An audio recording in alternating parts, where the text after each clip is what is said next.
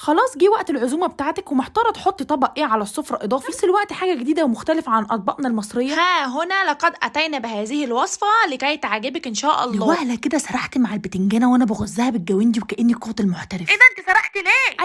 ايوه بعد ما غزينا البتنجانه كده هندخلهم الفرن يتشووا عشان خاطر نحضر البابا غنوج. وهنا بقى انا معايا صدر فرخه كنت سلقاه وبصلتين كبار ملح فلفل اسمر مكعب مرقه وسماق في طاسه فاضيه شويه زيت زيتون وهننزل عليهم البصلتين. والناس بتحط التوم فين؟ التوم اهو يا جماعه. وبعد كده ننزل بالفراخ وبعد كده نحط السماق ونحط عليه التوابل ونزودهم شويه زيت زيتون وتقليبتين. وبعد ما شوينا البتنجان في الفرن هو والفلفل هنحط شويه طحينه وعليهم علبه زبادي وعصره ليمون وشويه ملح. الناس بتحط التوم فين؟ أنا ما نسيتش التوم. وها قد جاءت اللحظه الحاسمه صلوا على النبي بقى. وعايزه اقول لكم ان انا كنت اول مره اجربها وقلت لو طلعت حلوه اكيد مش هخبي على حبايبي حاجه اكيد. نصيحة مني لو بتحبوا حد قوي اعملوا له الأكلة الحلوة دي وبجد هتعجبه. وكانت معاكم الشيفه دودي ونسيت اقول لكم ان الاكله دي ده عيب.